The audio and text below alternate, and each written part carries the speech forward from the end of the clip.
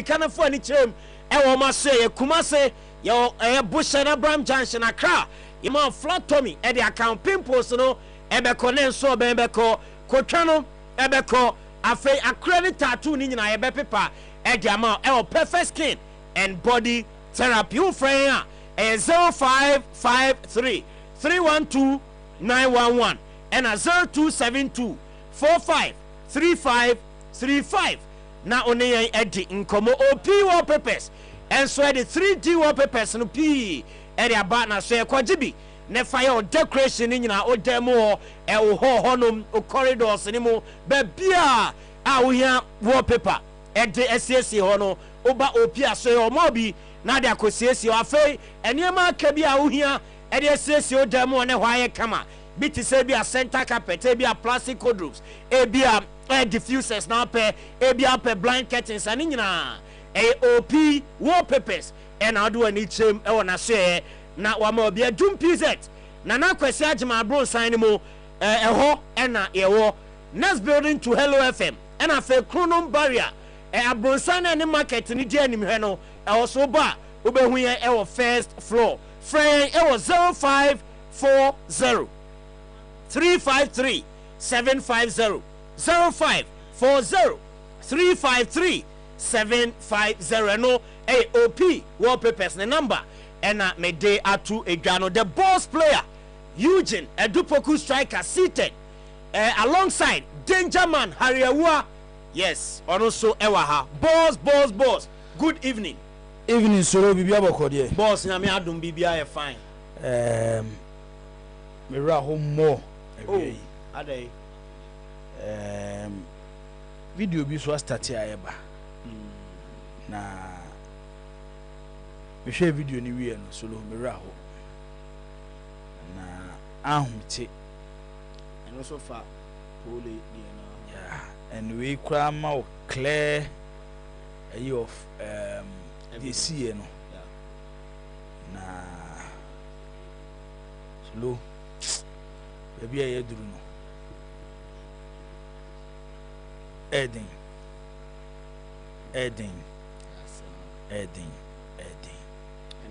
and ankasa de na ayare who especially when IGP Kofi enu me hu ne yire ne ma omo video na awosi agume solo minya sun kura kamesu na wie me sa ko hu sa video no na ba for some send the amount yeah me download afi dia reho no solo ayemo pole na ankasa no o hwe nipa sheda yeah boni trimu po so be di bone videos na nsema ay ba ne de ade no na utie audio na ewa akire na solo arrow sebi ubetimi akoba bi na oni nipa na nam ba sebi se no ya aboa yes and no omo na enye nipa yeah sune ne ban ayese nipa da di na tini mu because menim die ntia sa nipa na me na nafa mu nimpan se hu nipa sunu woni uti hu nipa so ye nipa se nipa oni tibia na ni ye bia na odi gina ho ne bobia ne de se nipa na nipa sunu nipa yayi na e man oye nipa no oni bi na solo kenim se football de sports e entertainment o nti se obi ko stadium so person ko hwe football o ko so de ko giginani yeah nti on se abrofo kwa du stage bi se obi she da ko stadium not because of person ko hwe ball but just to feel the atmosphere e bi ko Saturday one in the family okwa ya create bar kama bi restaurant kama bi mo de kakra ka o ma no a mo de adwane na guso but ya ha ne de solo ya ma football na kwa ete se ye kowo asentokwa ene ye ko nti se wo ko na wa mo ho ban ye a wa ra asema wo busua ebete ene se wantimi ama bedu fie because watching that video no minim de ba fo hwewie na se ye be fa ho adwene na ye be ma ho kwan na se betimi ayi that video na e de akira manfo on the show na ya bo audio no eso akira ama ko 40 disturbing there and with me video because at a point it looks like na obi kura prevent ambulance no so many move na obi shout to say ya wo bi sikan yo amanfo mra wo na obi prevent say ye mie gate ne kwa amom nko ebia nipa ne da pole no da no sabre ne kwa no hwe video na solo na nyame nyanto ne samfre no oh so be cry me who so pija yes trying to say something boss who say utie eyewitnesses ne nkomo na nipa ne de se kan ne wo no gina ba bi kura kakra woro na tade oto from the cry according to eyewitness ye de ne koto pragem esa yi ni free pragem ma na nke satam nyina na no otimi odin komo enti no hemu pa omo wo ne se kan no it take be 20 to 30 minutes no mo ye de ne to ha no na ya yi na to ha ne ayese na ye hu ohun ti ya ne ensempi enye amunumu ho no ma na otoye o break akra to a point ono ana as they say wa break no 1 and 9 no we video na so disturbing but it will be say there especially when nipa no wo hwe video na hu se ofa eya omu pa ase na ni tuase ya sheda bobi pa we ene se wo torture obi on ase wo torture obi se onwu no wetimi ayikola ewu a eya pa ya bobi pa se omra stadium na edubi mfoni a kire ne se wo ba hwehwe abrantie we na dini bone make sure say omo be free stadium akofie no onka ho bi yini free ho how edientia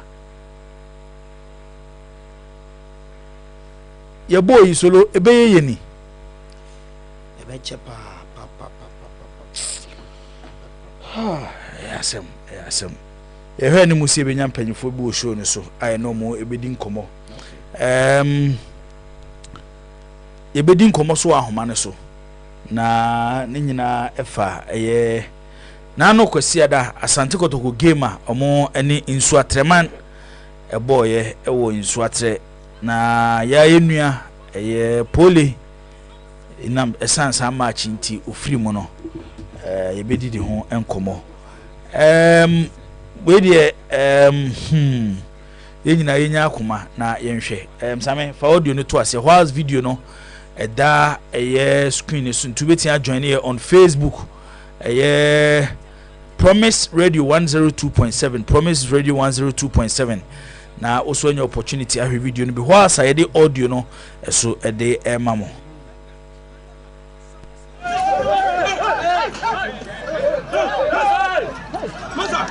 on the second will be man in the hole. Obi the second will be man in the hole. Ambulance.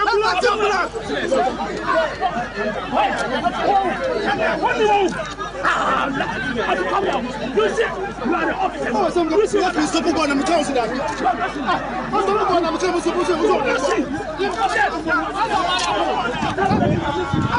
what's about one now? This is around the excellent wise.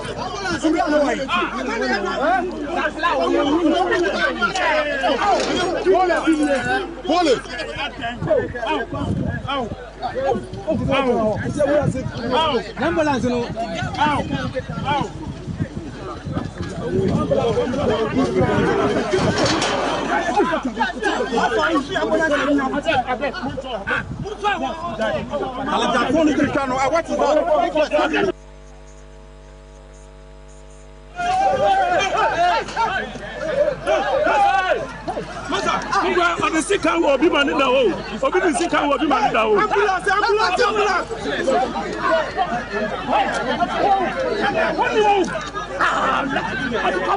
You see, you are the officer. Oh, some guys are stopping going on the town. I'm going on the town.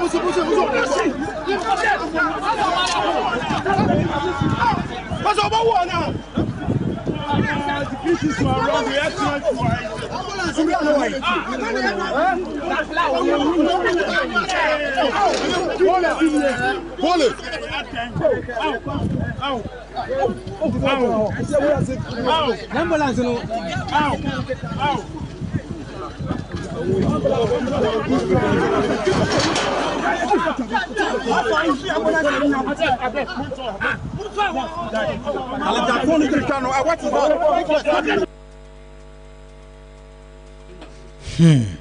Solo boss no na ye de egu ho no ese hu se ye kase ya wo bi sikan yo na abrante na wo hye eye club tea eye fita no hu se or prevent eye police for no kra so mo be bie gate no makọ he de asi ompene say ono na normal remand no say 2 weeks more. Yes. Ntu hwa obi pia ne de ne hwe form. Ema obi kura tam I think akonyo say bibia. Eye part of Kotoko security no. Na nko person de. Yes, em say kwadwo. Yeah. Said the be omo be bie gate no makọ because at a point no solo from reports na eba ne che say the na wotwi ambulance no. Ye ka kire ne say man into ambulance no. The ambulance never for a players no officials and for supporters. Na see two yes. Said who? Say you two ambulance in the free stadium or na player be susu press see e be dey. And ni nyina kan sem na ye kan o say. Boss. Ambulance na ye kan ho asem solo tie. E teams na ebo home no, omo na ko han ambulance. Enti omo wo tumi ewa ambulance so mo na be kire the ambulance ne emfanye on match day ehin fa ne yes ade we na boss ye nhwe mrofo ibo ibia supporter at stance ma condition BSC medical team of both teams plus a be a Red Cross crowd wa omu nyina jade omu ye ho acostance ni mkwade attend to nipa no ewia me wo ho na me nya wan na kan so say ambulance ba e players nkwantina na football na ye bo no e players ne e coaches ne nkwade a senka ni nkane ma bebre enfa nko enna me ka cho say ambulance no so oba stadium ho a tumi ne she home team ne nsam omo na kire the ambulance ne be ye which enya sa na say boss na inene case ewia me wo ho na manya ko bi na number na matwera to ho me ye ho adwuma didi matem se ma attack ayi makika ma adwuna kire fi president ewia ne ya wan kire wan boni din wa nyini hu so onye bema ono kra wo se ne number ne report o wudi nya abutre me ha ho na nyoma ekosu solo clearly Ghana Premier League na any course football difference be no Gala no quite organize or mantem no quite better. A well organized than Ghana Premier League. No proactiveness. And I say, na me boss who say Ashanti Region Division 2, Santo Quanto Quawe, say zone now, teams in 8, number 1 venue. They may be a 4 matches near the Munamako 1 venue, Mr. Wa.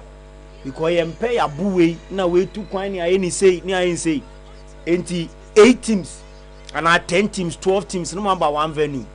Na day ni make sure so bia born one match from an upper to anumre Saturday Sunday ni a provide adequate security e was our one venue no near the abo matches no bia kofi ba for fagaka so e bi mutimi tena ase na omo etumi de ene we ebetimi ato bia etu de wote ho na osebo mmoa e ma yentu sebi nyoma fun nyoma hunu nyoma tantan ayekoso e wo ye football yentu ase na wo so de obedi akire otuwa ne asende credit amano wani aje kudi we atem koye wei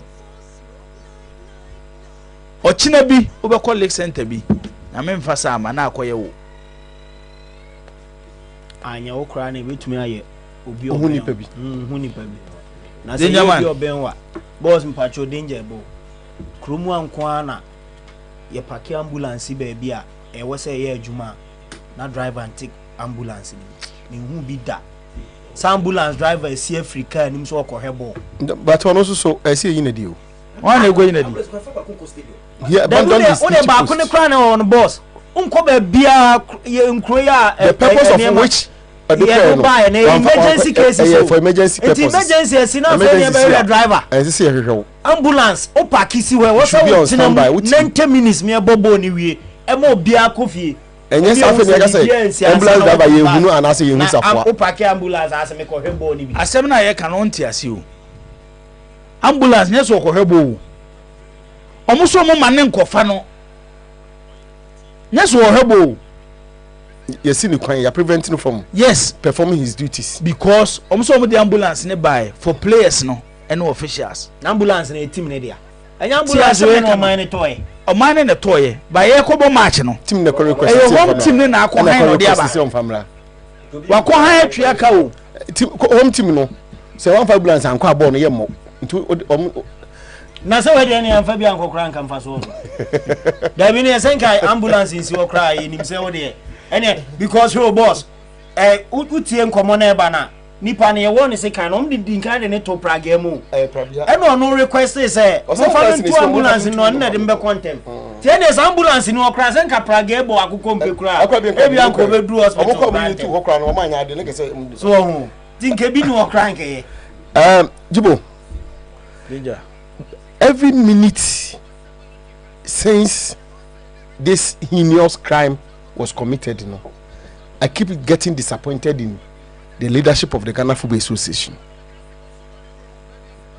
the ESCO, the General Secretary who is in charge, and the head of the administration, and then the president.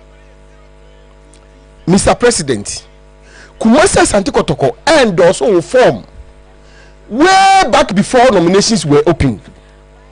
This club doesn't deserve this from you.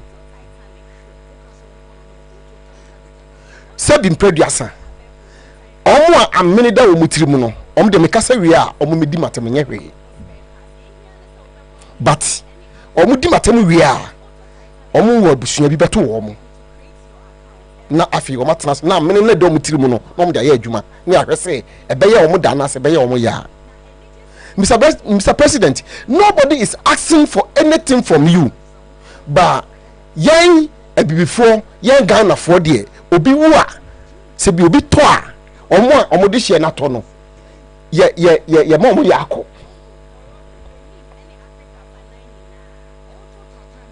se obi de hye to obi to a ebusuan a omo de hye na to no ye ma omo yakọ ne aka se omo se omo nye handkerchief fan people omo ni handkerchief kan ocho se do kan handkerchief do fan people omo ni issue.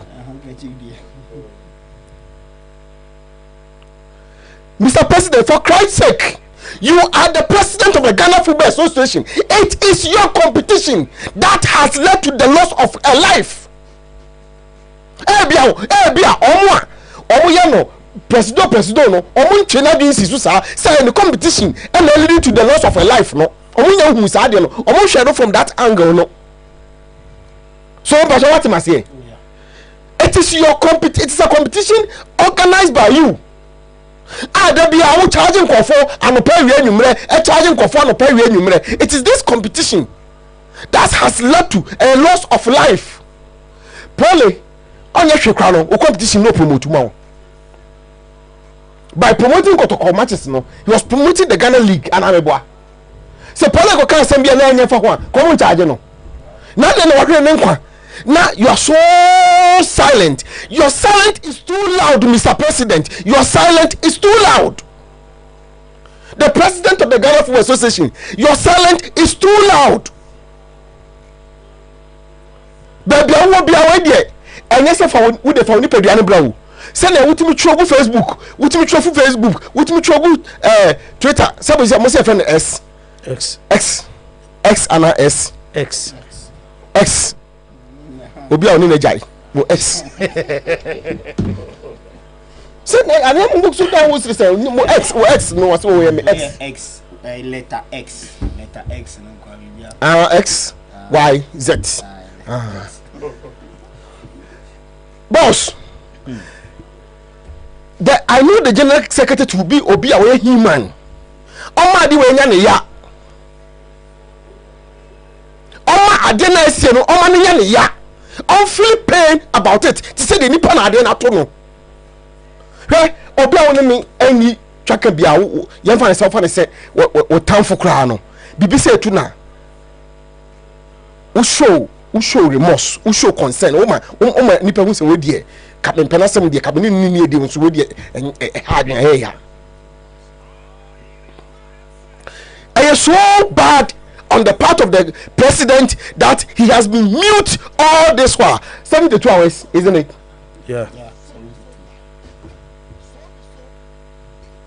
No. 72. No, and yet, Mr. President, and yet. And now 48 hours. 48 hours. Yeah. And yet, I know. Boss, as something like I know. I overclear me today. What can I say? You see, I'm talking about or as a person. All show, all man, all can be far because he's the leader. Okay? Or just say something. You the small man alcohol. Or come by no dey no beka tell. No, or boy man you what's saying. Of am what man say. Say was man obi. Majatum. Na usuma ni pakoro man no koye no oba no amane be no de bo no bo amane na what's saying, Mr. President? What are you saying? What sort of report that was given to you? And what are you saying as the leader of the federation, as the leader who oversees the game, are leading to the loss of a life? Can we be oh my man? Can we be oh my no be you see, he's silent. If he doesn't know, he's driving people away from the stadium. It is a when you confirm mo ko hen ball ni be mu a ono no waye o I am sure from that angle no me too pa the long silence of the president of the football association.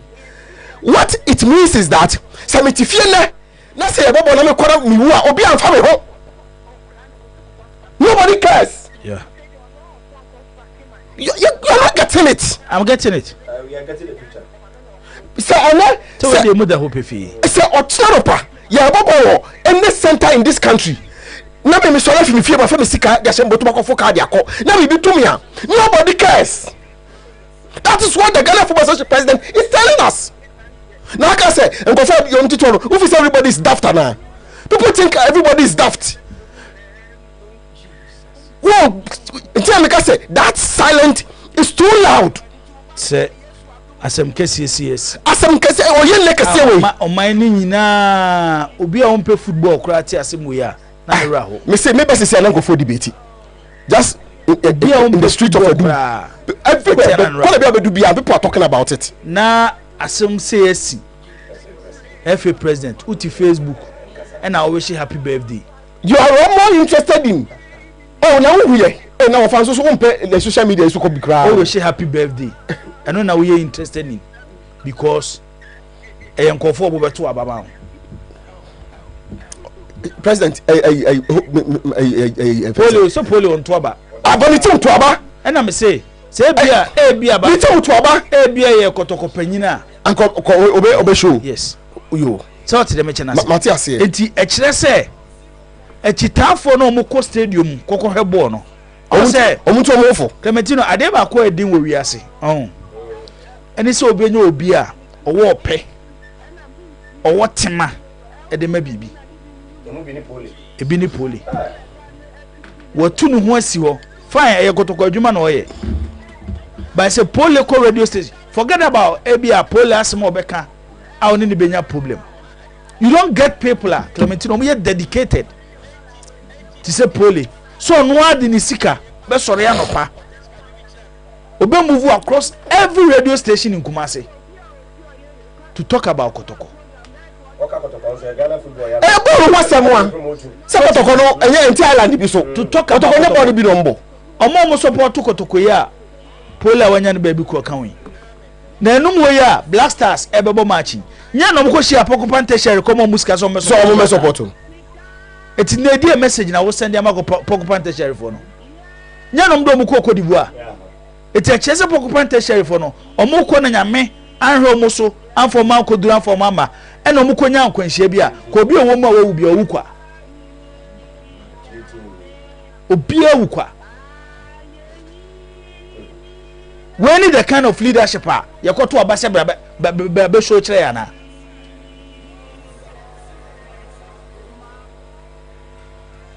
Kopike bafo ayi pillars of my offering Premier League competition. Na hwenyo ma obobo so be ma league na ye. I want a manifesto dem no. We are ya lucky. Say yankun referee because several occasions and our supporters are chasing referees on stadium. Referee's life has been endangered. And na pa ko sim du muka no. Say your uncle fit tie fi ho. Omo didi me peche. Referees no come the woman. Referees no minim sa afa de etu omo ka for performance ni etu omo ka. Aduana ba say ono won komo. Nti uyo no obedi. Me patcho mate. Okay. There ba me das nyame hira. Ma Kingsley fa pillars of my offering into so na ba for yintwem. Ah, on fan to so. Okay. On fa so Solomon itimi kan bro for solo. E de wo fa brewo. Boss push ma me na. Ada wani hu. E chire duro. Oh, solo sa. So be zoom ya ma. Kata. So na just okay. Solo. The autonomy to ensure full attention for the management of the league. The boy yes I am. O de da no. Now we hear microphone abeka gum. Oh, and you know, what's the autonomy to ensure full attention for the management of the Premier League? I don't know. Autonomy. Say na and talk about we need to bring to Eja as he say. Omunti binye no. Say nanka or be ma Premier League no adene ho every organized we no nanka enya body on behe. Okay. Say the bear attention ebeba league no number 2. So me buy na dia betwim na betwim na the program ka wo di coach ya nanka na so. I don't know what to you me. Okay. Koi. Good. Me tell you. Oh say you know assembly no you dey church mu. Good any adjective no me da say. Good sponsorship for the Premier League. Yes. One gets a sponsorship for the Premier League. Good sponsorship for the Premier League. So no, don't quite. So we the self-explanatory. That be yourself. Tablet you. Say was say obepe enkrofo a omba be so ye league na sene. Na nye sa ka de eye kama pa eye pa no. Ese kan e omba be so league na sene ne de omusika be bo ho bra no. De ode be ba no e wo say ye de eye pa. Good media rights syndication. Say TV bi ba say obetwa ye ball na. Asabe ye to so oge just me ba wo. Say ye fa TV bi anase media organization bi so metwa ye ball na. De eye papa a odi sika bebre beba. Na so be coverage papa e fe. Coverage papa. Ena ono de. Boss mbacho number 4 no haro mo nyina ho number 4 no bi afo na attention na so. Etie for yesem number 4 no mo ntie ho ye mo hwe number 4 no ye. Boss wadaroma hwe number 4 no ye ma me pa. So no number 4 no nyabote na bi mu. Hwe number 4 no ye. Number 4, improve the quality of fan experience.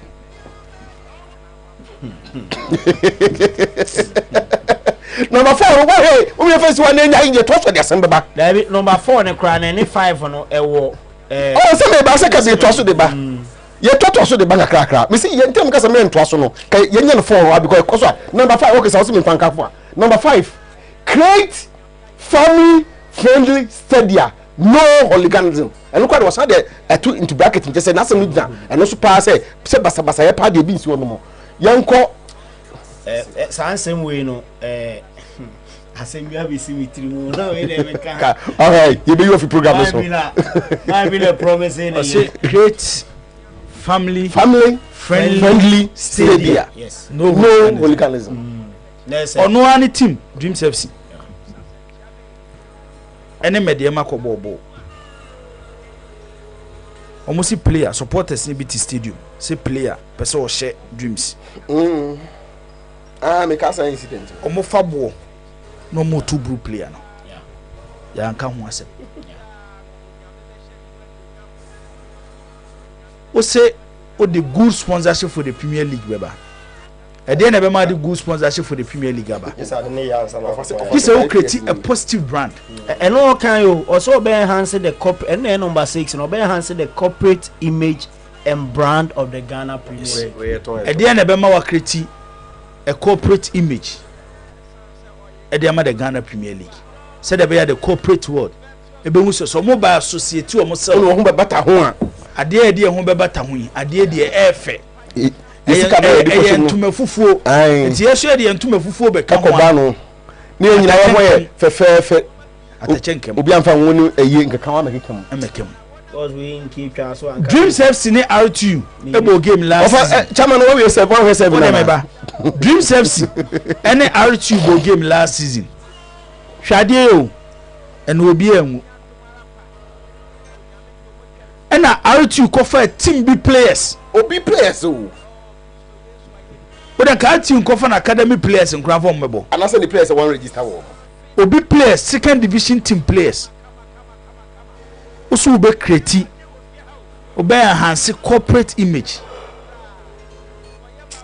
ena omo de be ball match no omo wie ya players a yetro omo din ko team sheet so omo na ahye go eba abonte so mbo no kroman ko bi omo tete tamale kra FA president ni dimirika kiki no ko Facebook we see we enkosi we ko hemre no 2000 Ghana season be fine obi awu nka ho asem Dreams FC are for issue statement are there no responding club issue statement and that Dreams mo marry that Dreams are responding Vision FC any Dreams bobo and a Vision say the way I organizing league no officiating course no any do ma go through against Dreams FC no omani nyi ho we a director you towards the GFA Accra Lions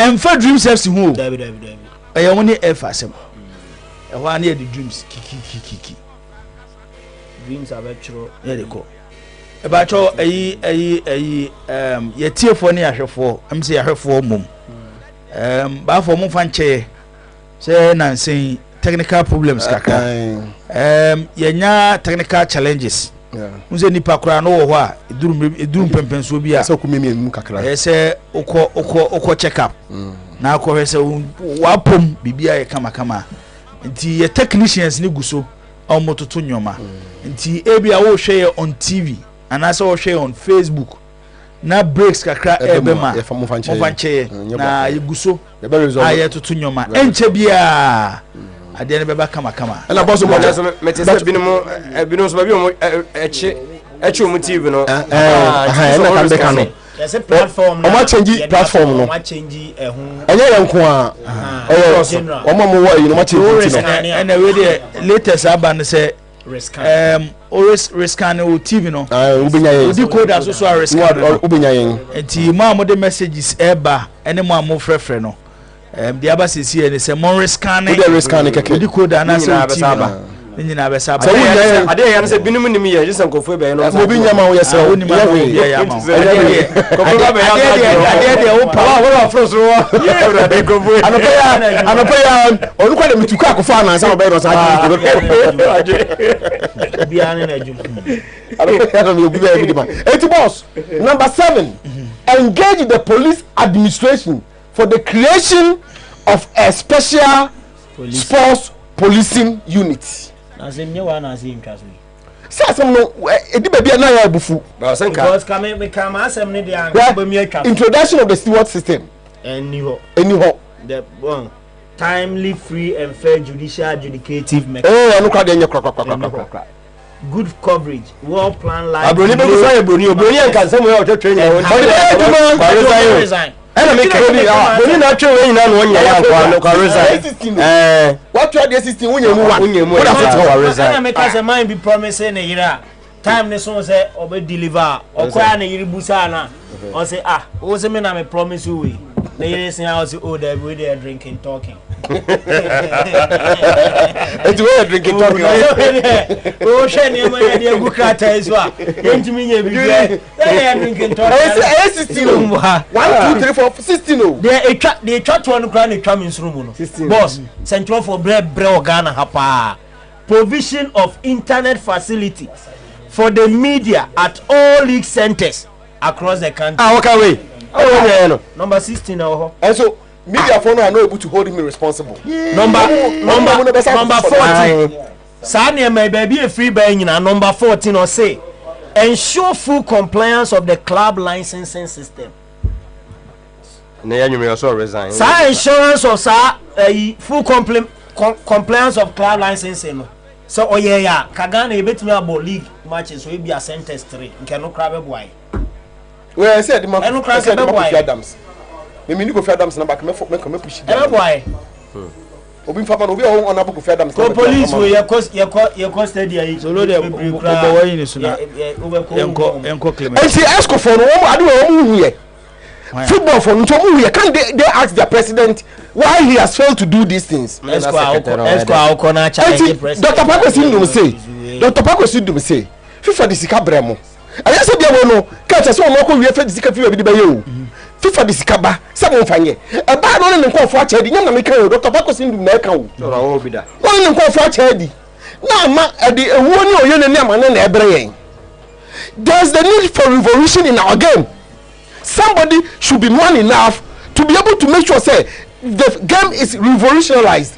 Send your beya at least your beya no send say no. Me nka say nko na obi die ba send say no. Ghana football na ba for yin na ye hwe Premier League no. GFA president ye won hyehyɛ na eku pole. Won hyehyɛ na wan hyehyɛ ni ye no. Na ma pole anya enei on ka ti asefo ho bi. Enyoma wo hye bo so obeye. Na won abo supporters ho ban. Want me anye enei ama supporter akohwe ball akofiri o bad leadership and the edum pempen so ayo. Na obi betima siu no. Obi first had mo emu a. Obi betima siu say we nyina wo ka so be wa anye. Ala me me ho to so say. Anyway, Ghana de. Nkofo no ko obi be ya de ko no wo hwe ofa. Ono ne ho hin. So na ba no si wo ho no mo a. Ade ba so say Oba say yes dey tiawo. Ye bokotoko management abaso. E wo decision o ma take.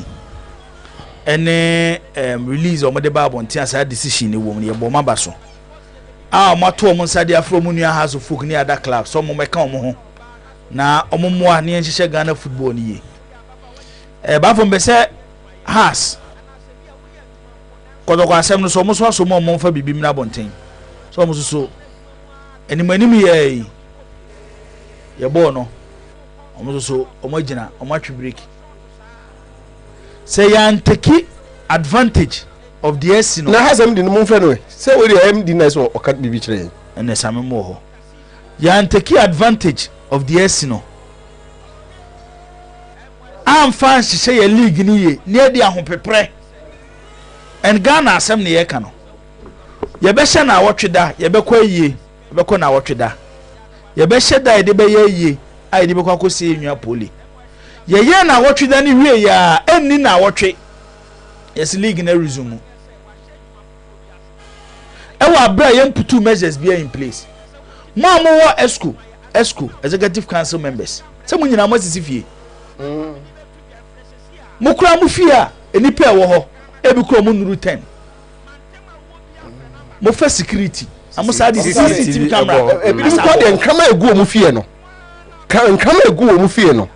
Wa wura ho no mo se wotamti se wo ko wa be hu se yes. Ansana. Enso CCTV camera. Wa fa security no.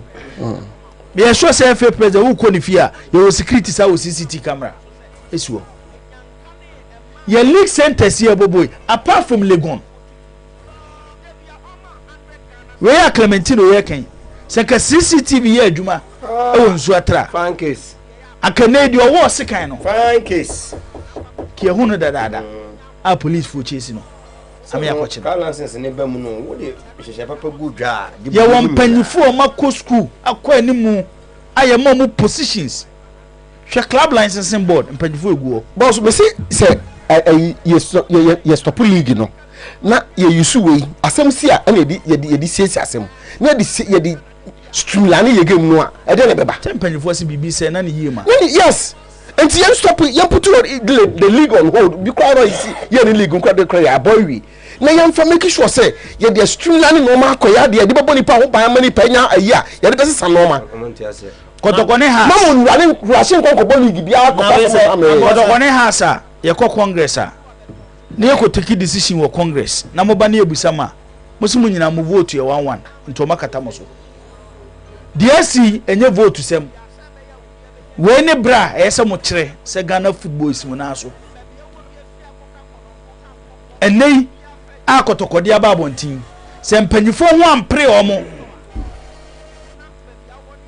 anyo madwi se mprempren a eme ye sure so omo nyesa because omo sit first team ni kura ni training omo jaye ananya sa nete it virtually so omo bi omadwi kura se omo ba be bobo in a week or two a wa haji so mza ko pre-season biem na no kra no boss omo nsem no omo try na Asante Kotoko in particular omo nsem no omo say they are not returning to football activities until justice and issue word ni say until almost secure justice say na ka ya na nkofo ntima dress asem ne yakwa ko sibra group ba bia obi aboto ne yam yes nipa na odi boni Kotoko the league don mo bi mo even Kotoko say the two wisdoms abago pramane so a ye ni omo obi ka pa eti has for so ye hwemonim ye ni omo obi ka mo nche mo pan ni dibie se mo ye mpanyifo mamon tena ma team sinketenkete no emfa mo ne mu ntwitwi fom mote ho a bibie pe bia ne abeto ne de abomo bibie pe bia ne ato ne de abomo ebre ni nie ese mboa na ye de sisa Ghana football sa fi ye ja league bo Ghana team bia nko Africa ne be hye league ye obi amu yes amanfo ya ene sika be no mo de betwa players ka na league na bo team do say dey betwa players ka na team do so no mo de league ni sika ni twa players ni ka se mo ahwe ya ama de we bafo ye ntu ase animanim ya Clementino me ka se me ya kire wo bafo tie na say league match bi ko so Ghana league match e ko so Ghana a je so mayen hyehyeye nyala afi dru say na hyehyeye na sesa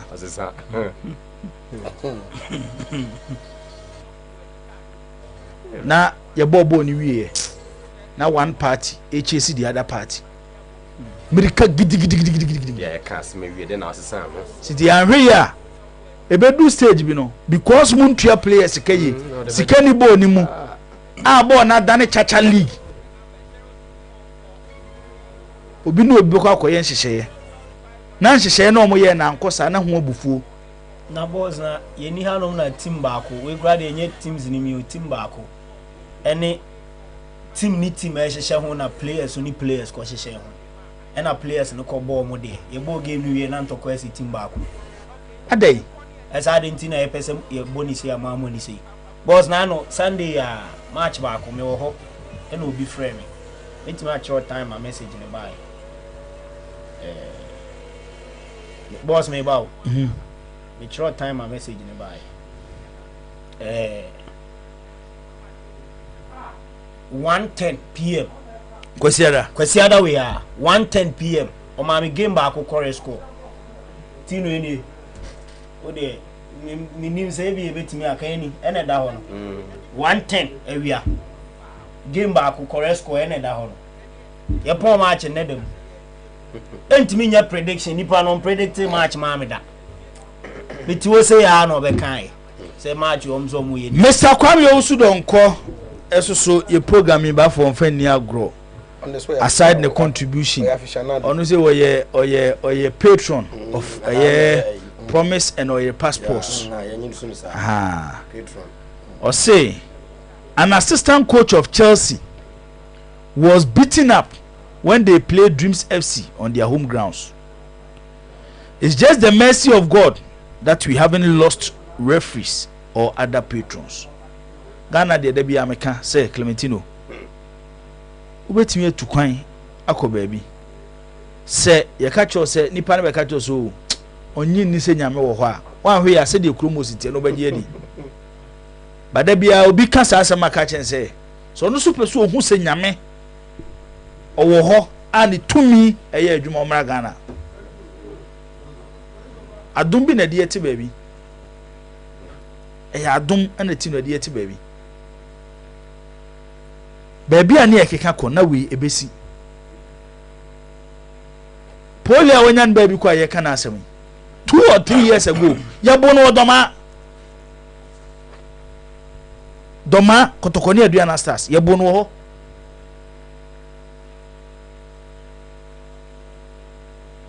Obi wo ha Clementino.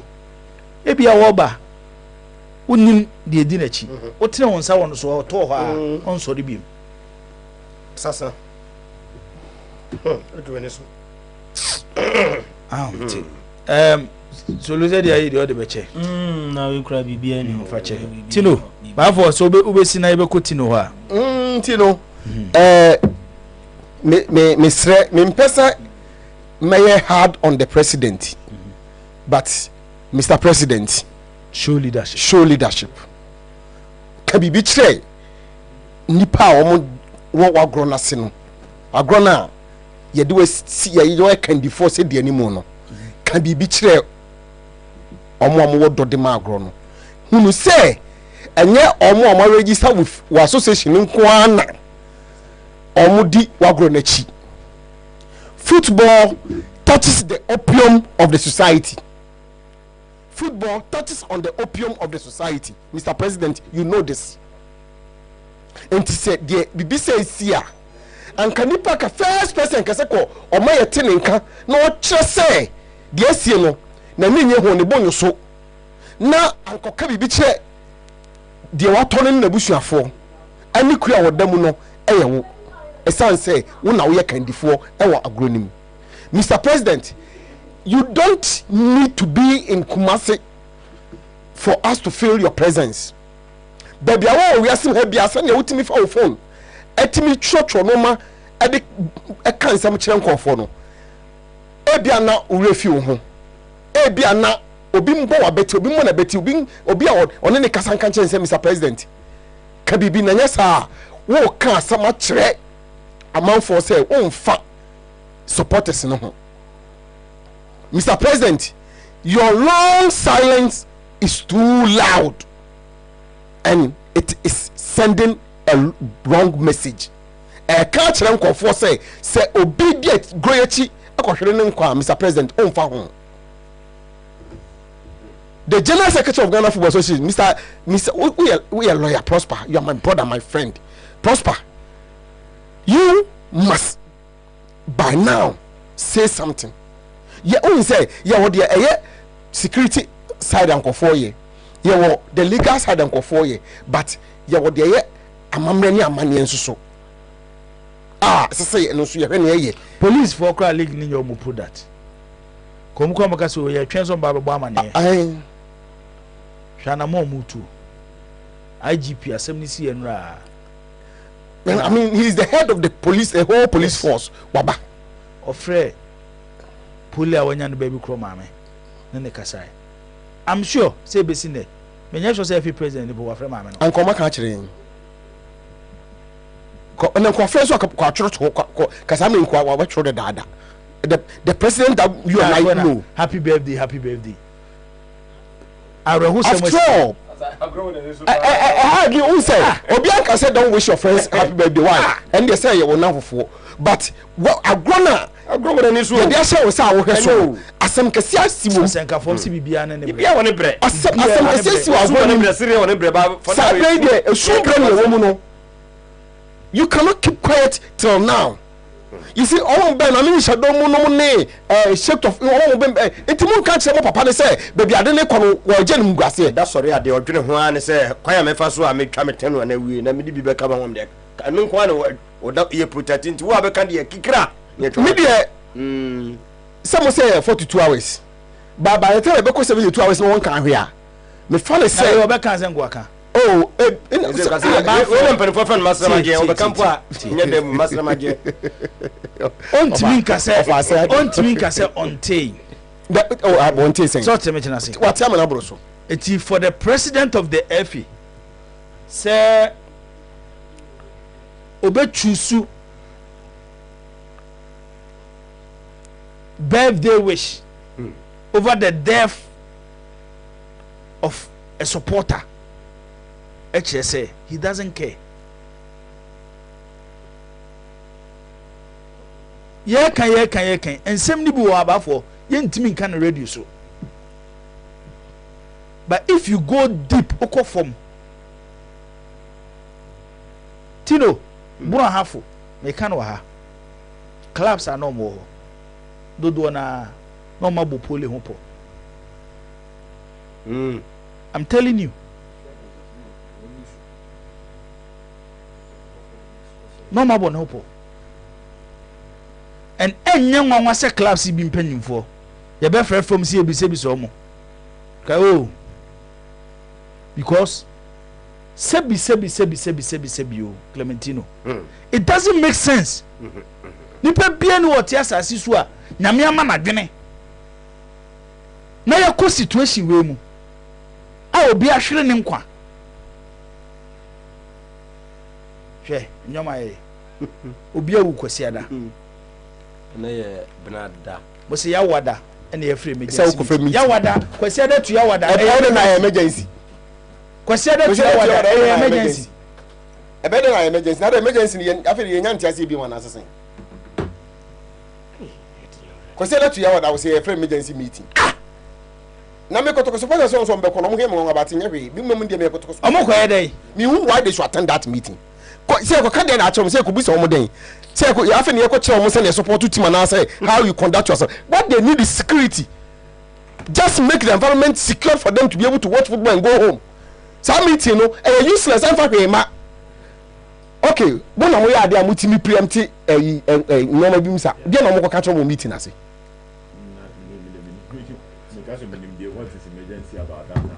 In the first place, it's not there's nothing like emergency in this thing. No, league there.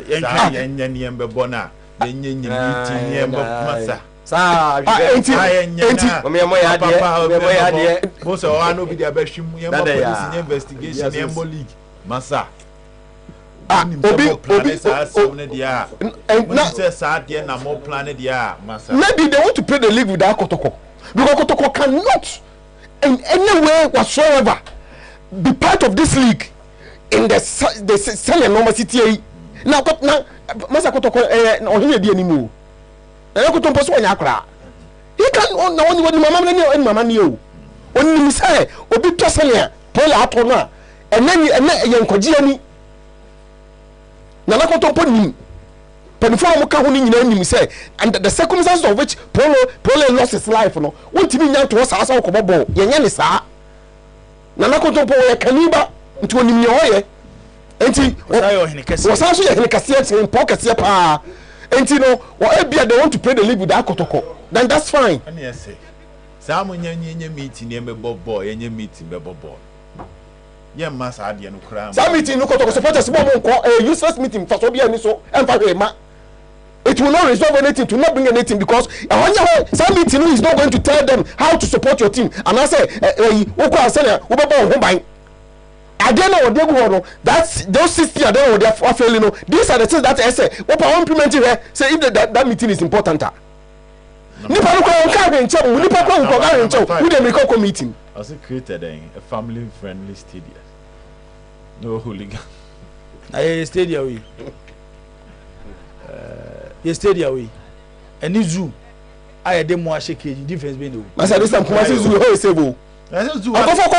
go for and Nippon go home one. Difference zoo, yeah, baby.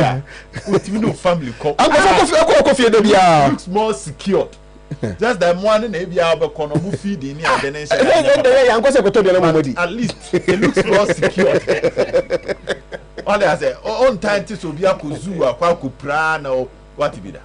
So a jatana be a cage or gana auntie.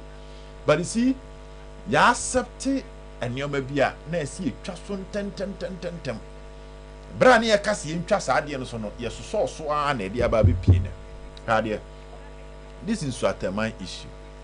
Why is the attention only on polling now? You want to say kind, which is the most important thing. But the oncophobia deep on the field. They were not allowed to get to the field to attack players. So got to cameraman here saying the cameras. Now when you see a scans are what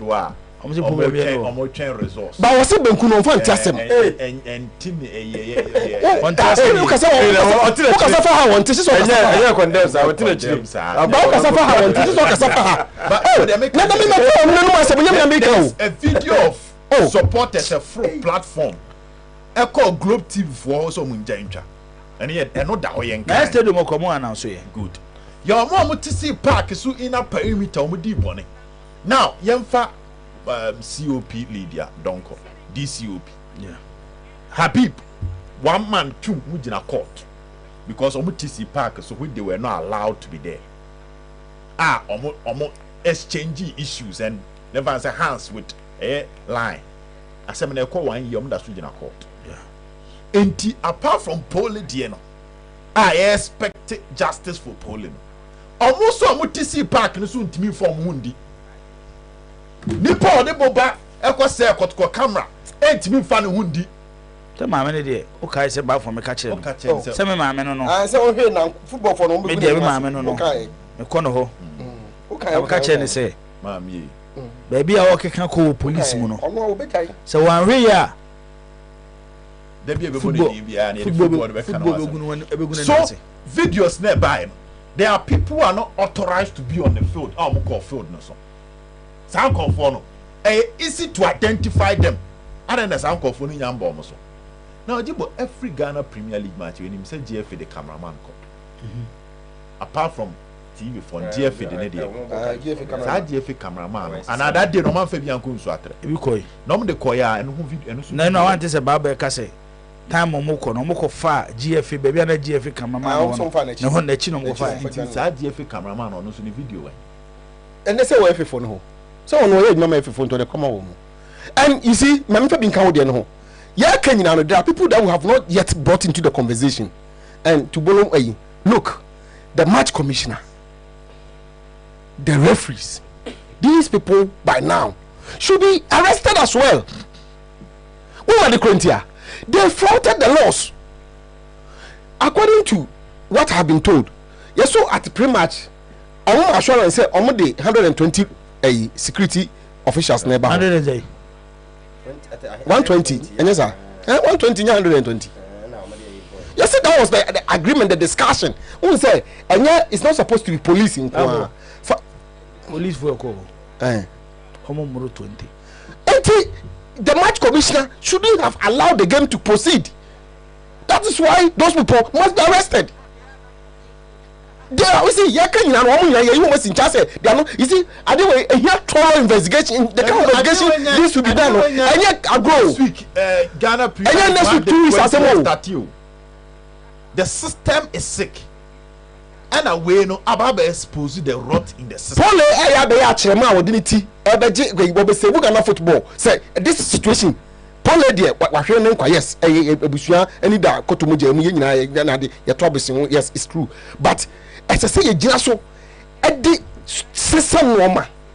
As I say ye gina Dr. Poku Sindum say ti ye trauma go for say no bi ma na. That is why and now no make it say Honorable Kofi Adams when the first test way Honorable Kofi Adams must pass and pass it well. One ministry no from yenyan emana you want to ntimi kasa. But I say 10 once. Only 10. He don't pass it. So wasn't a test a big test for him. I don't ever pass it. Had an issue statement say was suspended league no with immediate effect. Because we need a review. Yusuf Al Hassan Chipsa from the PFAG Eufia Enche or no Subedin Como.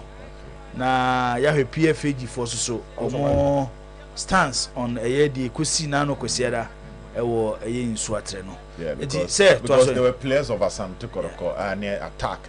Yeah. Jibo, you see, the planning of our league in here a different dynamics for planning of the league.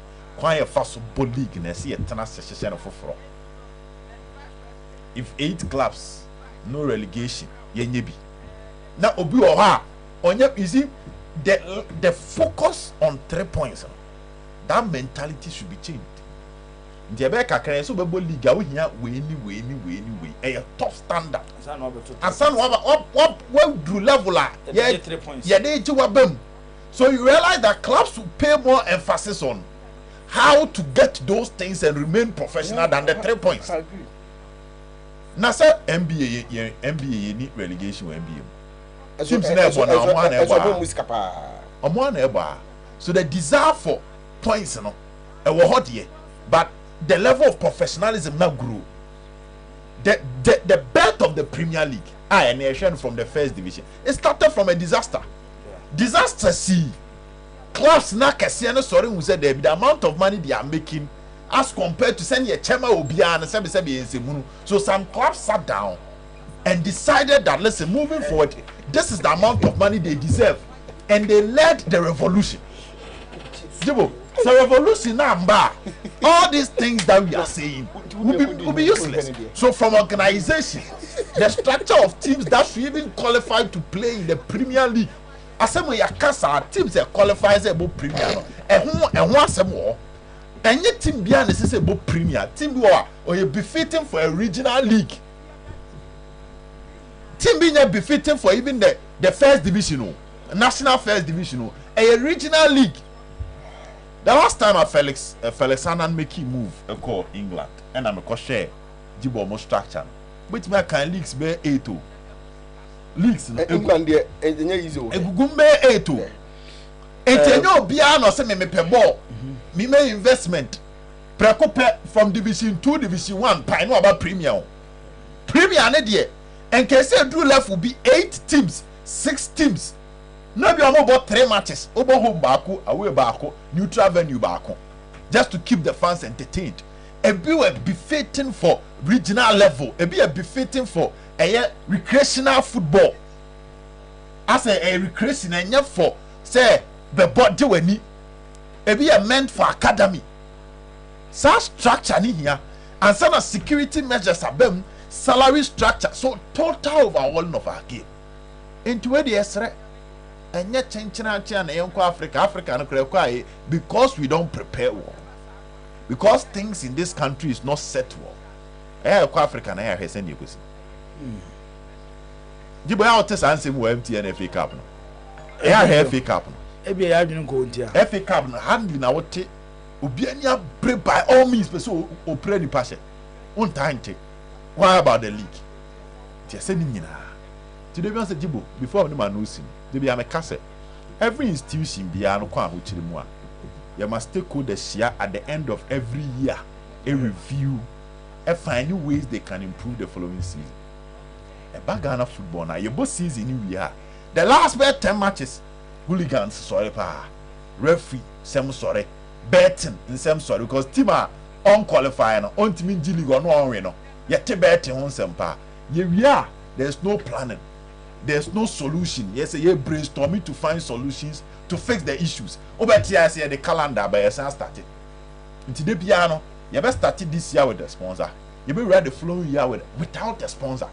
But can the Papa Man started this year with the sponsor? You start next year with a new one in addition to the old one. And I say old one improved through, the new one is coming in with an improved let's say money compared to the old one. That is when people are planning behind the scenes. But I heard you. Why is it that UEFA decided a Champions League format on Messi? And I know what was her. Anybody the air can. Who say clubs need pursue an agenda. An agenda now clubs need pursue. They need to change it. Exactly. So they design a new format and PR to even explain it to the fans. And after one a year, after just one side. Look at how people have started falling in love with the Chips Akwaba on the say, yeah, na bibia boko de. Okay. You see for last and Chips e wo fia. Champions League na kan ho asem no. Chips am de say ro mutu kwa kwa mo ne. Omom no ma na di ni. What is this year Champions League ska ba mu pa? Of course. Papa. And I was surprised say Champions League sika na cha omobo na omunya from sponsorship no. Even clubs no ma Champions League ni bi no. UEFA was sika omode ma associations no. E ma omo che esa de ma clubs no. That's where people are planning. So omo na ebo no ma be Champions League. So they should be strengthened. So na be ya ombe mo competition, ombe Champions League. So what they mention say? UEFA sama association ni sika. E ma omo che ma clubs na ma anko bobi mpo no. Omo an qualify no. Omo nye sika ni bi. First na competitions are UEFA born net endorse. First na say no more Champions League. No about UEFA Cup and Cup Winners' Cup. And decide some more major. Now the Conference League about the count. At every point in time, to say them. Share how the world is changing. We live in a very dynamic society. And yet static. I dare tin and your mess. First now could iPhone 7 Plus and now I can and now the five baby because master fatu baby. They say there are certain applications or download do go because Ember. The world is changing. So people are serious behind the scenes. Look at how Omube move along the wave of development in the society. All right. From Insuatre, they already say apart from Globe TV, na Insuatre man, omo cameraman nkwana ewo ha, omo so twa match ni. Nti GF cameraman bia ni ho. Anko that day. Yeah. How? That's why they are in charge. Na omo wana ncho, omo na pamono. Omo ma GF cameraman ncho. All right. Yeah, he was there, but until what charge for that? Na ezo ma na omo so Kotoko media team no. Obi dia ba se be ko. Ezo akọ bi chi no. Obo na so no aye ne yam blue. Po na so no aye ne yam blue. Bo akoso na fusu nti se media. It's a sad one. Dako sa na call so sad and the hu and maybe the could make you were also the Arahu okay and we are talking at time if you got about 8 years ago 7-8 years that's how your money is yan kan was a mama be drune so what did they make us yan kan what you said this season in sort of preventive mediama yeah is it preventive mediama and it happened because I'm off one kebi amma mediama because that time omune kotoko abo amma ntwa enti ebra mediama de ne bai na amfo so omu so nyame na eden atuamka but mediama wrote a letter to the FA saying so they want to record omuma atom news atrema bebo omutua hoka for a training purposes edu na nso atrema for so monte ase but any chips and common me put them in chips ebedi players no so common Facebook for no do fast me video bia momo omo fast na you see club license for no they are wicked for pa they are very wicked I know you wicked Facebook or fast me fast man mesre one the video no so ka be go wicked they are very wicked to approve a professional football match we played in such an environment. The environment itself is not conducive and like any welcoming for football.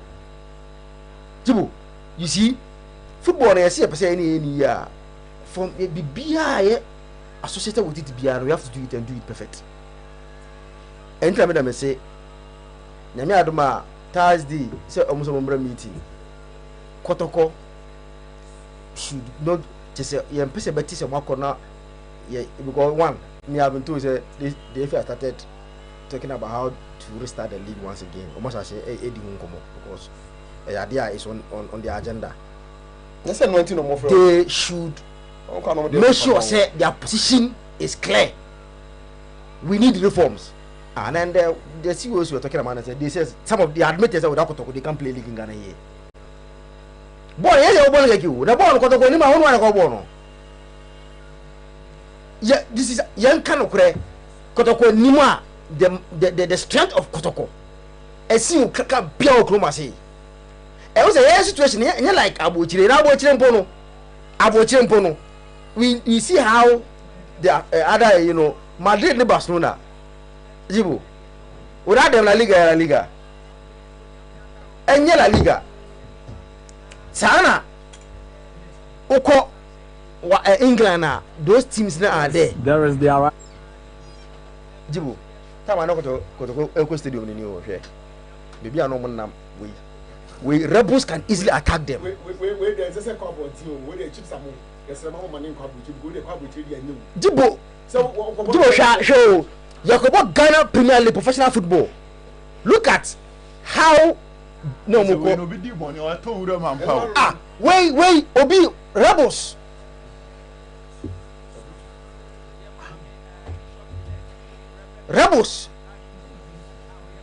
Rebels bet me attack you easily. Rebels. Jibu. Then club licensing for sit down. Now ma approve such a venue. Where the Kabinda? Muka Kabinda. Wait, Jibu. They say, but comfortably. Dr. Evans saying. Baniako. The committee no matter if football pa players ko wo football mo namu. They are very wicked. We for pon for. Say kan ko lecture mo just as ba no di kuma say no. We enye venue to play football. Kotoko should lead the charge for proper reforms. Jibo, say be no the Ivory Coast way. Until say na say omo yi Burkina. Omo fi say one day so there some of the facility enye enough. League games they born few selected venues. You unti mba from no baby. Because any kwase in Swatre, Doma, Brukum, sa venues no enye fit for purpose. Enye fit for purpose. Now, I will be very surprised if Kotoko and take advantage of this to lead a reform. Jibo me say without them, understand there. You know, I'm going to be an final thing. Say, na you ko omumbo legina so mu bi omu wane wakobo league kurumase nti omu efrim no omugu GF aso bi at ne baby ezo free ekwan ho ko ba bi a stadium no no 10 to 15 minutes drive no emu hwe na say ya so ekwan no so yemputu kwan say ne na wo hwe ana wo hu ye jibo na wo hwe ekwan na kotoko enam so no mu ko stadium yi eti they have to lead the reform, the charge for reforms. How security is set up our stadium, Mr. Jibo. Now it should move beyond some home team because it's called change, you know. Now, say police, like I say, yeah, the 20 about say they 5 from there be. It should be now security should be given to them. Say Ashanti regional, Kumasi, says Babara division may. Asukwa Babara. Okay, Asukwa. Yeah. The stadium should be security. The beer should be handed to Asukwa. Police come for no. They should determine the number of security guys they will bring at the stadium. And you catch them saying that you miss Kenti, you may 5 and I say you may 7 per day. At any point in time, security should be just a look as a club have anything to do with security. Okwa you be Accra stadium sorry Legon away you know na da come Legon for omo take charge ye na sa ye beti sa na sika because you see the course we pre-match 120 no omo do no if 120 police were there they see your brain can see eti Jibo yes omo do one entrance on no police no nothing no police. Yes, o ko inside do say o kan ka be 8 9 adults on be 10 million mo na park no so be 4 pe na wura ho na wan hu say come na be ni see ni video the first video na boy no time a obi gina chie say ya wo obi sika mu mbie ambulance ne ma police for ni o majo so mu bie gate no de o share a club T white ono an na wo video ha ani oni o so on prima police for ni bie gate no ambulance ne ma Jibo, me say yes, our but we have to take advantage of every situation to make the best decisions. And now the best decision is Kotoko should lead the charge to make sure say we reforms I think oh no reforms is ye be reforms na nyama akoyie e dey am football kotoko me mo bi anko dada omo na ye be we kotoko dey so maka mo say unto see e be nhwehwemu akwa see the last yi no ma mo bo ato mo yem ase no ma adwo so mo ba biem enye nhwehwemu nko ahun there should be changes reforms they should lead the charge. Me I know say Arope Kotofo no called upon omu brothers heart of me I know say omu view heart of no will not inform like omu from on decide way say omu ko kabum to allow fight the effort to do the right and omu nye but on their own me say without Kotoko you say system no bring the ball chroma say no now omu ko na ball chroma charge can no increase. Zach Medase yawo Yusuf Al Hassan Chipsa from the PFAG former player Edema Kim Pfizer Kumasi Asante Kotoko ewo eyefia ayene ne ba be din komo ede afa nano kwasiada enwoma ekoso ewo nsuatre abra nsuatreman ene Asante Kotoko this year ni March the 19th of the Ghana Premier League Marchi ekoba na wiye na Asante Kotoko chitani ani din bebre na de nim no ne na Napoli ipabone ni bi de sekan ko na Poli enka ti asefo ho biem yedi nkomo chese yema akwa ba biem ya nu ajibo me ye sure say wa follow the course na kwasi ara ni nyina ye ni kan sha sem free players no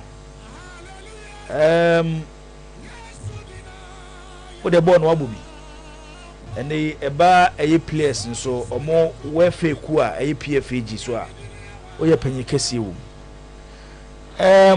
the course na kwasi ara na de na abeka de afa ho yo medas jibo mechia etifo nyina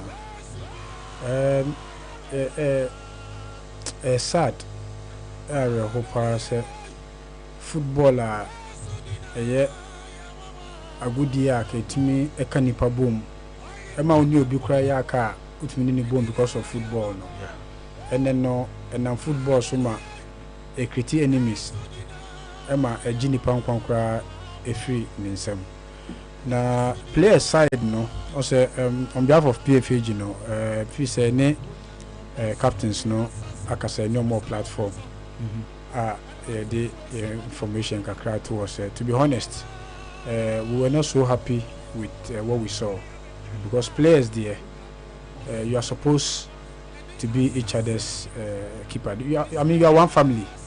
Mu yegusia baako. Enti images na yehu ne mesi o park no say players any atwa omo ho ani omo ko. Nim say in the game sometimes incidents to me see but o sha jibo. If you go chiri kwa no see a within few minutes na to enti senipa baako mienu be na sha se a mo amaka no e na o say mo yedie. Mutumi ekopata players no.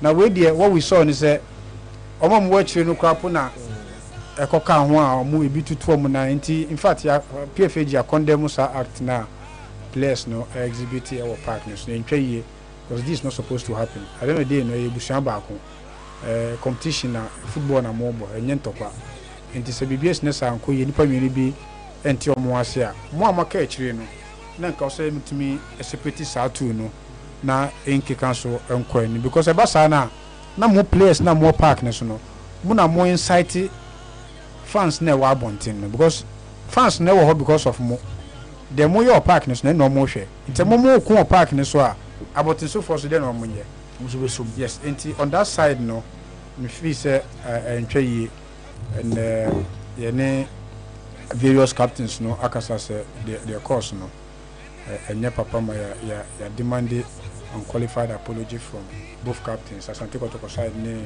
Nsontraman side say they have to apologize to the entire playing body of the Premier League. Say they see no and no matter to and they have to. I mean, we are not there. We are a union. We are not there to condone such proper behavior. We are almost say a fight the rights and welfare of players there. But say what's someone so near that and I say we are there and yeah, I will say to me kind of natural. That is the only way we are helping you to develop. And we're so disappointed that some of the senior players are mobile boy drew him. Omuna Kai expect almost I didn't see no. Come back exhibiting leadership in our park. Some of them were also involved in that act. Very, very bad. If you say no, young condemn them, you have a food day, so now I can actually place Nina say BBC in the new council CBU. Ntakwadi about football. I mean, every training it to me see, but say bar few people involved. No more can also move to me idea. Move to me a pata mona a tunchawa. When you can say a trust in echo. Now, side no stories I have images I know. I mean, everything about this whole thing, no, and yet proper to say it was orchestrated, something pre-planned. Because Osha may have had the privilege to see some videos and some playbacks be from the first leg game. No? Oh, Boise. Yes. Ono pole na po. I think one of the interviews ni mi say is what man for no say more mao. Oba ho ombebu na kun. So even say kasa kwa na okan ayekeka hwediesi. No just the more kind makoye. Exactly. Inti fi say a very shameful act and a very bad day in our history of football. Also, if I couldn't use it to your year. More question about one person busa investors, no, not say club owners, no. The person busa almost say infrastructure pa no money free. A juma now. Football a serious business, so yeah. A very serious business. I'm for the nyeska. A very, very serious business. Inti se juma no mo ye no. Omunya infrastructure so. Is that how best they want to continue? Say no person koso. And so what is their motive? Because so we juma na say system juma, there is no proper structure. How do you juma now? Who do you hold accountable and responsible for what? Because the structures are there, na enter the level of authorities, and who reports to who, and then the systems are there to for your checks and balances. But the players, the clubs are here, and no more structure juma.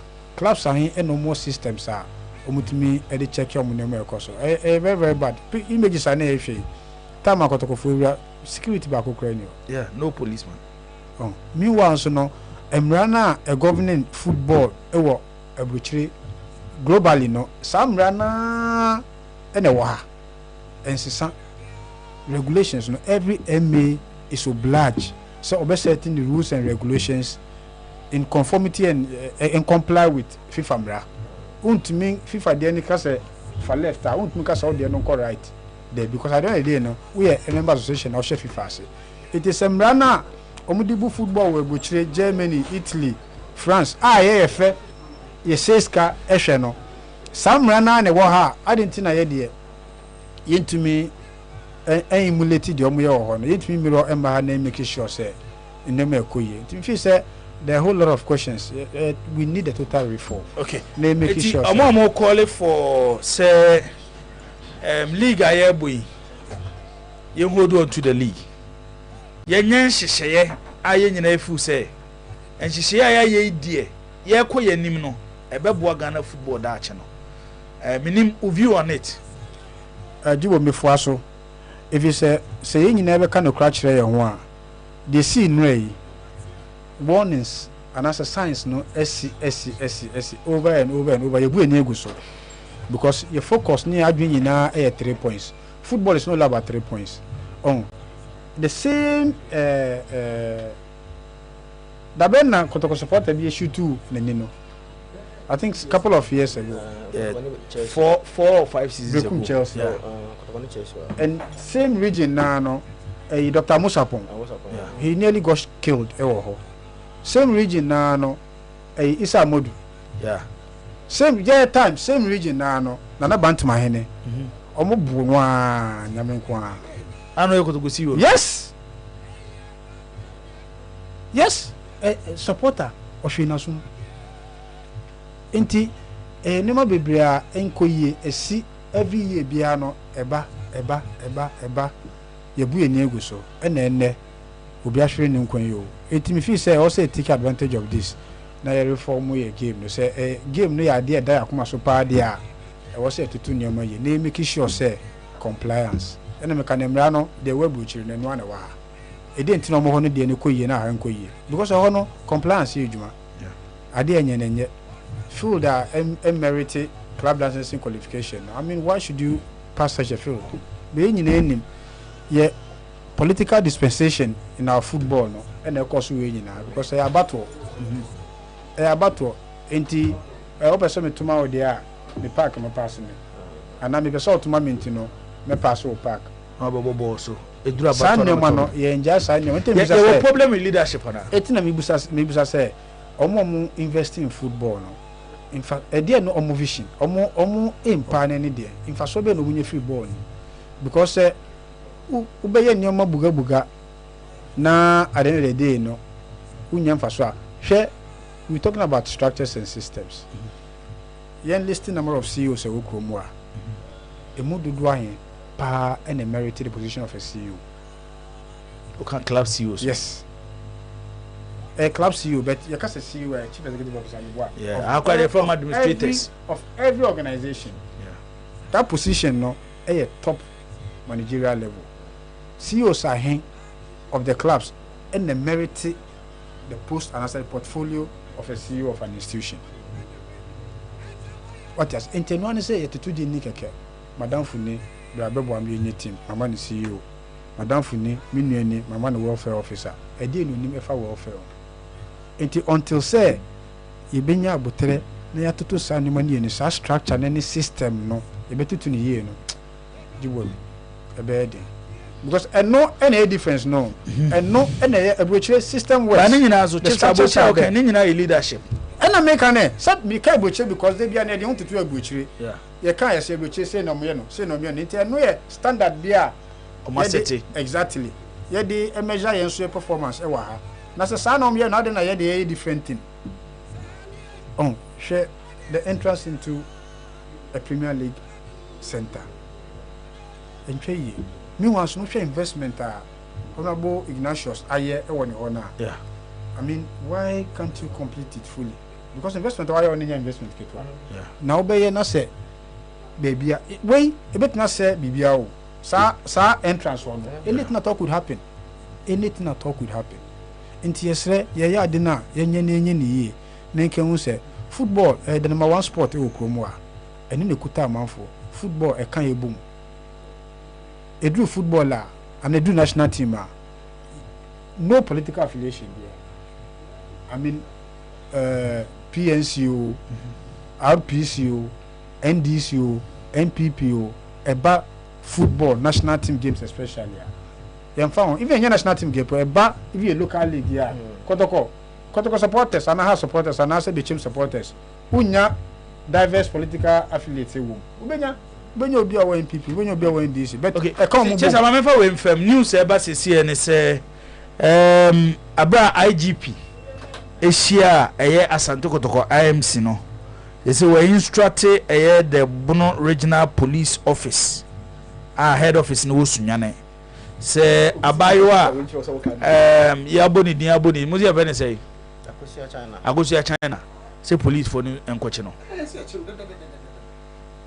so montoto na no nti eno so ye news eba sisi chepsa yeah so enti oba ni picture ni ni picture ni enti mi fi say obia ni din ebata incident na course ni nyina no pre-match ekopim time ani mo si nyina I think say I was police na to mo sa from na to mo ano na face no data bia e be collect e wa ha no you make good use of it you make sure say reforms be bia no e be consider all these lapses are ewo ho a edi enya no ba ma for so say ma football abo amode madun pempen so be especially mo footballers no mo nyina amati ada mo mfa ye football no ho no no correct but you see one major problem has to do with our constitution. On said the highest decision making of FA no Congress the executive committee yeah omono to be a member of the executive committee no, you should be affiliated to a club. I mean enyo bia and as ex footballer bia and no person will give you back to the sport now or person or you affiliate to a club directly what I say. So I think say personally we need to revise the constitution. The formation and as a constitution of the executive committee has to be given a second thought. For me, Ubusamia, it should be constituted by stakeholders. Because at the end of the day, your football no idea there in super. And now, if any national football, no more managerial mandate. The national belongs to the government. But they have the managerial mandate. So we should constitute our executive committee in such a way, say, before any policy and any decision comes out, about 80-70% it should be accepted by all stakeholders. It's a fine say, okay, our executive committee should be made up of members of the FA, few members, some percentage, reps from the Ministry of Youth and Sports, a rep from the media, being it swag or whatever, a rep from the supporters base, a rep from Players Union, a rep from clubs, that is GALCA, a rep from RFAs. What I say, say such stakeholders, reps on the executive committee are the highest decision-making body now. Before a decision is passed and after a policy comes out, the members might have communicated already to the larger group.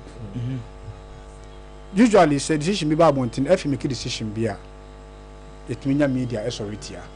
There's a media no more or executive committee or committee be about brief the media. Yes, exactly. Those who matters from the various heads say, oh, and I'm one you two or obi or biano or better feedback. The next executive meeting will be present some ideas. Until before the major decision about Montino. Now almost every stakeholder is aware of it. Ibinya omo muntiase kwa na be kakra bi. And yet say it means a majority oppose decisions from the FA. Mimi feel say bibia started from the executive committee. Your constitution also if you na ye be muma e make room for obia or person oboa na all the possibility or the knowledge to help. One person be affiliated to a club no. Obenya wake share Abedi Pele. Our club meboa. Nania. Yes, and Abedi has a lot to offer to our football. Anthony Eboa, it's only club. Tony Eboa person better football. Ghana football. Yes, on person better. Before Michael Sir passed away, he lost interest in our local football. I say he's not going to coach any local club again. Wow. And from the office of the Players Union, I can tell you number of young talented players they have given up. They are giving up because of bad system. Exactly. Warfare salaries in and problem it's networked. Also hard until say you better not say holistically na stakeholder engagement. Man yani because some make do na you continue say kaka inkosiaga yen tu ye hunsi woni make sure say you person reform your football economy is independent to Jibo. National economy can depend on football economy. So here England bebre inti besra aban bebre dru also aban bemobi. We need government to invest a lot of money into our football.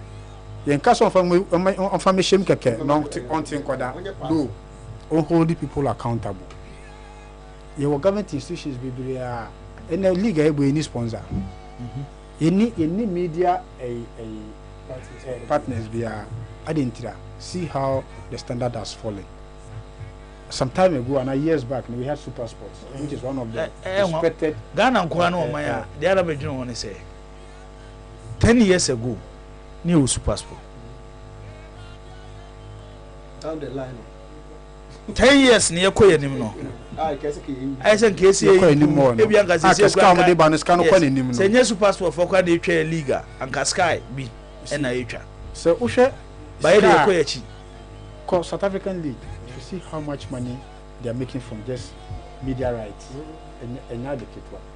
But say, I need year, Dibo, or be a no didn't seek about share idea only GD sponsorship and your philanthropy. So, a mutual benefit, exactly. Or the way Shema, I didn't know it is a way to me convince company and say, oh, Fausika say be shame, now when you say free more, I mean forget it. Recent years, you sponsors for the league, and query and no my idea, or my trust, I didn't tell. abra was sign contract or 3 signs so often would free. That means we be anko here on the other side. It not me fa take advantage of that now. What you know from nti e was say tutu nyamoyi na esra aban say yes new government aba His Excellency John Dramani Mahama when minister or still designated and as is elected as sports minister. Was started okay.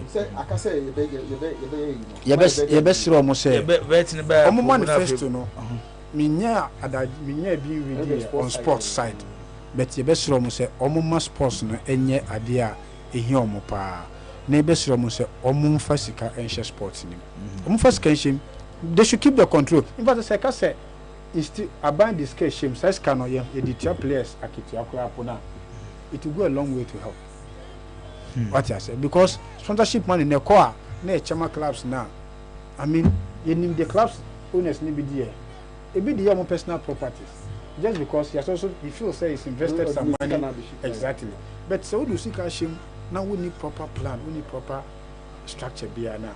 That's how you feel. But if you say be a scanner but also the show. But the main actors of the game no any players no any coaches no the technical guys no omo wan to omo a de obe be an e kwa se si ya ka se jabo obo ko mu ha stadium be obi no useless exactly useless in fact so be enim nti e be sere se ye ma ye ninko nema details no say take care of the details big things come by themselves. Yema ye ninko nyema nketinketi bia ye bu enye gusu a ifi se enye hwe ebi ni player salaries busumi so a player ne salary ma ebia ebe deliver ko meni mensa but it will be to me ko en na enum nsia afi na ya se asama ye ken so nyi se bia se scan so ebi wa scan so inte busumi ba kokora ba na menu ma ya player ne ye dey obeti survival. Let's find a means be to make sure say player salaries are guaranteed and they come on time. Yeah, improve upon player welfare. Now that is the only way you bet me improve. Yeah, improve. Yeah, build on the national team. The national team say soon no. Jibo Black Stars and build the team home. Nobody builds a team at the senior national level. When your players now how many days? 5 days. Oko build the idea. World Cup tournament when you 2 weeks. Come deliver and leave. 5 days. And you know that is why you can say you keep a core of the team. Sign money at the youth level. You use U17, U20, especially U20. So you qualify for the maiden edition of World Cup now. I didn't tell you, we had 60-70% of our U20 group in that squad. Yeah, we grew up together. Some of us we started from U12. Yeah, Michael Essien, myself, Obodai, Antoniana, no kind of U12. George Amwa. Some of us exactly. Some of us started from there. At regional level, we came to national level. Under 70, be free maybe by. Under 20, be free maybe by. But core no, into edu senior level no. Yeah. I mean, Michael Essien Kutabola, he doesn't need to tell the reporting what his capabilities are. Derek knows. John Pencil knows. Obieni. Into no, we should look at the transition no. Then for sustainable plans being ukwamu. You see, now share your current national team U20, U20. People say if they are in camp, how many of the previous U17 can you find in the current U20? What else? Just a man pursue view. We say facilities are used. You can a stadium for league games. No, virtually there be a complaining, but club licensing for no normal approval. Yenina boa to improve our game. Ever reach standard beer. If not, a level will be able to turn the crowd teams away. At least it's okay. ABC stadium ni buo ha yenyimfrio. Tima only the capacity to meet the club licensing requirement for Premier League, you know. Say you have 6 krana or multi-meter requirement na more league, you know. That is how it should be. Jibo, that is how it should be. Say you per se ye football ni here. Say and only the focal point and only the objective na you want it there. That is how it should be. Say nipa mi onu kwa na beti mi abo aye mo. One person will come and make sure say we be meeting. Exactly. Yes, Qatar. After some host to World Cup, also see stadium baby. Yeah. In order not to get those stadia to be like white elephant, you know, they are making use of it. Into FA9 and Shisha games now. Yeah. There's a Cote d'Ivoire enemy. a house of folk before it doesn't matter the obo home Munkobono stadium way just so to make use of the stadium. You say the stadium in a war I access it a sipon just Oko Cape Coast Sports say I mean pitch now for Premier League. It used to be one of the best pitches in Ghana. Grass green pa and no Cape Coast there I didn't that. Previous ex sports minister about BCC centers be why are we not making use of it? Now in division 2 leagues you born pack tan so division 1 pack tan so meanwhile no we are there buying this car ashame millions of dollars per season dollars why can't we make use of this? International buying they should look critically to our sport. Whatever they have in their manifesto, I mean, they should make sure say ebe good say you be cancel this season league. Near put two proper reforms. Near start league for Jibo ebeboa and in order for it not to be waste of time, you be also in because in Chebia they call normalization. What I say? We shouldn't be here today. If we've gone through normalization how many years ago? We shouldn't be here. We shouldn't be here. In Tiabeya, you make sure say be in a year, and just a walk away waste of time, any resources, just like previous years now. I was say you might in Jumano. I was say many Jumano. Football, I make you a movie. So when we sit back and see some of these things now, a hard dream. A hard dream. Yusuf Alhassan Chipsa and you know AD and Common David Obinyako or say Ochiao. It's a legend papa we are singing our sis no Yusuf Alhassan Chipsa. Here someone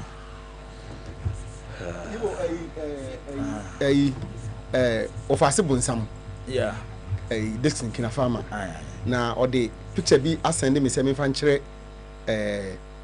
we are singing our 6 who say tomo bonsam na efre no na so okaya no describe that match no ne bibi kakra emfa ho just for almost so na etie for na bem tie na anti me na me hwi ahan ni anti we dey na for the TV so oh okay anti we dey mpacho we dey so we hu ntima me mfa mpacho ho na ho mfa na anti mpacho me sram we dey mfa nto fa e kwa se ne ma me hu aha okay so person obusa say game there o say na ene o na bia bi o kai ayu kakra I think I even scored in this game. Yeah. Mama pija ina me, ode pija na me. Masende am mpacho masende am. What send am me? Ai masende am. Na me. Me send am me dia say. Me dia mo o reply line no so.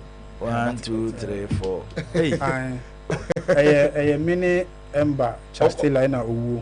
Was it the best midfield one of the best midfield Kotoko Enya in those times and I say na Facebook for na mo fan this match yeah. Chepsa ye na etie for no so nim komo. 0536161607 0201941461 and 0244927576 0244927576 I hold you now with me after okay enti na powerful it is there no work no oh Chepsa no owo almost started from coast yeah it is here from me no national team boma Chepsa football onim baby owo yeah owo football onim se ball no de matches on the Chepsa beti so on boy the prempe yes and on boy ya e ba pole ene sa national that was na ne e be form ne akọ champion mo say the be players from different regions so be hu omo eye de enye omo nyina na be progress to the next stage ba kakra na be ba no omo say ye de omo do blasters no de nya be 5 bi a omo na ye the backbone of the national team be ne nyina no akoye interest yan focus udin ba bi akase final do asma to aso I feel go feel to me ka se fra bo ntel ko bi yanko we are be say yan fa market bi one and fa ya be be bi bi o but of friend emergency meeting when we can as a petit na so here for so yan no afa this is the time wa e say yan no no you didn't know any so the revival them ma for you okay yeah that's it yan to aso udin ba bi akase final do asma to aso Hello. Hello. Sama yam fan the school I'm so near ready. Udin baby akase finado asma to aso. Hello. Hello. Yes sir. Good evening. Udin baby akase finado asma to aso. Of my magazine. Okay. Bacho yeti. Martin and down on net today say I'll case receive Ghana yes. Then I'm paying for man when the bullet. Skipping potato no other worship. I think we yes all was when the chipan on man. Bambo no tomorrow because I don't know about so baby no because if so but now be could bullet there. One said I quite to be another and separate blood to bullet. Oh, the best one may be there in a pepper Ghana. Okay, yes, that's it. Yantoaso. Udi maybe I can say finado asma to aso. Hello? Yes, sir. Yeah, your friend Ajingo because I see Accra. Okay, Ajingo yeti. Aha, in such a mind, yeah, not even no, my sister players trying to mobile formats. The team, there, like a body season, we have a not going to mean your team, maybe. And to trust some, yeah, that was Sunyani Paz, I told you only me. Ajingo because I see Accra. It to trust them the cross to a honor. So the structure for no money, me fan or war boy, and it's a kind of message, Jeff, they say. The partial leg in the uncle weeks 2 weeks break be no more fans sorting them out because less no go tonight here. Yambo leg in Ria or Munomuke, Yanji almost one more. To the meeting me a canon. Okay, yeah, that's it. Yantoaso, Udi baby I can say finado asma to aso. Hello. Hello. Oh. Hello. Omunku. Nkrofona omunku ge bole no omo ya dio. Near for say. Omo frema bu. Ni Savannah region. Okay, okay. The omunku guy no there, omo ya there. Omo sa Ghana tipa. Okay, Abu, yeah, that's it. Yantoaso. Udi baby I can say finado asma to aso. Hello, good evening. This is Kobe. Kobe young make us free kuchi. Okay, Kobe yanko. Dibo Mr. Fino. Asemu there any IGP. Momum enyama nenka kula because kotoko ye ko buno side wa omo higher papa. Omo higher, omo buye pa na wini de ni de puli de ni de abeye ensem kese pa da wa ese omo hwe no mo so anu na dibo ni bia no ye chi no ni ye sentence no because ma say be ku bi na be ni nam hokwa ti omo hwe IGP abem ni de e bom pa say e be chi o minna na be bia yi de bia omo fanto. Okay, yeah, that's it. Yantoaso, Udi baby I can say finado asma to aso. This not near the mine go. Okay, yeti. Na become more about na menchiamo na you here yes in na 6 ama ya fit to ball pa ya no nyane se so football game ma se mi ti anti be se ke yes kuku organa enti se asim ya isi enti green test na oto mo supporter na se omunipa enti ka ke ai twa na mo bi ako abusia abekata ama yehu ana tenka asombo fo enti da ke ti yi enti yehu ana yehu my phone really ma biyo ama yemi say ka otana kotoko na mpa nanka de sinu nye se cake pa obekana no tu IGP ofin kan etimatu tuna na mo aba cake otia okay yanya kaka yamfa last call na yene chips and wina fi news from ra udin baby akaze finado asma to aso. Hello, Jibu, for us, Nekasa. Okay, for us, UK, Uncle London.